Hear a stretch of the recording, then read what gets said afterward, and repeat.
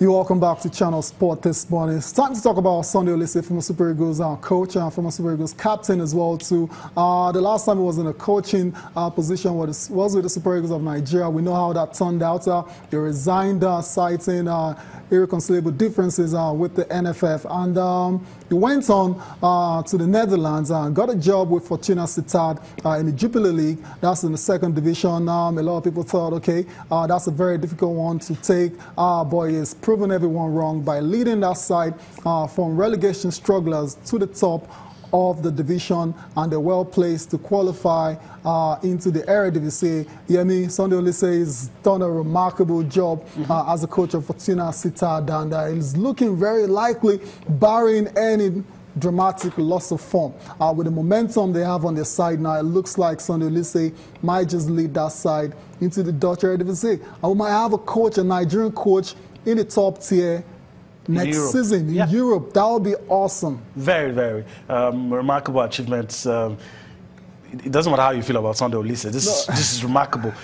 This is where we want Nigerian coaches to be. Right. A lot of people feel, you know, rightly so, that some of these ex-internationals have the opportunity because of the exposure that they have and all that. They could get into this kind of positions. And the only way you can earn respect, like Sunday Oliseh is having now, the only way you can earn it is if you go to those places, take the difficult jobs and do it and excel while doing it. I mean, nobody's going to offer Bayern Munich, nobody's going to offer the Ajax job to you easy. On the plate. You just have to prove that you're good enough, and that's what he's done. I mean, a lot of, he has earned my respect. And look, another remarkable thing, the fans are back. A stadium that probably, you know, many people don't come to watch the games, but now the team is winning. The fans are back. That's what the wins. And you know, they're celebrating it. They're happy. I hope it doesn't turn to be an anticlimax. Hopefully. But for us as Nigerians, you know, we have to celebrate anybody that has a Midas touch. I mean, to make all these things happen. Then some will now come up with these issues that, look, when the things are right, most coaches can deliver. And I think that, I mean, kudos to him. I'm happy with the results going his way. And I do hope, for his sake, that all things work together, it gets into the top flights, you know, and we have many more, because this will open the door. I remember when, you know, the things people say about Stephen Kechi open the door for other professionals. I hope this remarkable achievement, which, you know, I hope it tops it by getting to the Eredivisie. That's the bottom line. This remarkable will open the doors for other ex-internationals so that everybody they don't kill themselves over the Super Eagles job. They don't start begging to be on the 20 coach, on the 17 coach. I mean, whoever is going to offer you a job, if you've done so well at this level, they're not going to toy with you. They're not going to play with you. They're not going to throw things in your face. But you have to prove it first. And that's what Sunday is doing right now. And that's what it's doing. And hopefully, like you said, hopefully he can top it all up, cap it up by getting Fortuna Sittard in the Dutch Eredivisie for next season. Now, we're going to have a look at his records for this season. I got to this point. It's just incredible stuff he's been able to achieve with that club. Very modest club side. They've played 19 games so far this season, and if you look at wins, is at 13 wins. That's very good. He's just lost 4 games in charge of Fortuna Sittard this season. The draws 2. And the goals for, that's the one that is very interesting to me. They scored 51 goals they've scored this season, and they've conceded just 22.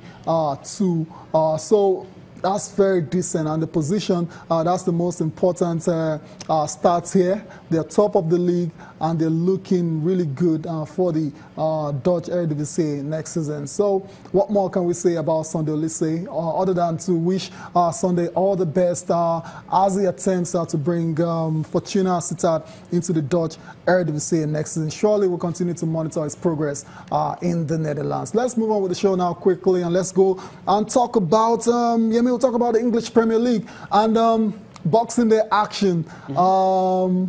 They get to have Christmas today with the family, but tomorrow action returns, and there are a few people out there that have lost interest in the Premier League. It's supposed to be the most competitive league in the world, but as it is right now, Manchester City have made it very non-competitive, you can put it that way. They're running away with the title, 13 points clear, 17 wins in a row, and it looks like the other teams are playing catch-up, and you wonder if truly there's still anything to play for this season. Obviously, there's still a lot of games to be played. Yeah, so anything can still happen. But realistically, looks like Manchester City are just waiting to be crowned champions in May. Yeah, I mean, that's it. A lot of people have lost interest, like you said. If there's nothing like winter champions in England, but if there were, they probably would be. I mean, they're running away with this. Unless, and I don't see it happening, unless there's a terrible slump, and I don't see it happening. I mean, you have you know, a team that for every position has 2 or 3 players, good players, and you have a manager who's been able to get the best out of these players. And after 19 games, we're here talking about the title race being over. I mean, I've been watching the English Premier League for a very, very long time, and this is the first time I'm seeing something like this. I mean, I've seen times where at the end of March, you probably say, oh, this is going to be the champion, but on Christmas Day, you're finding it very hard to call anybody title rivals.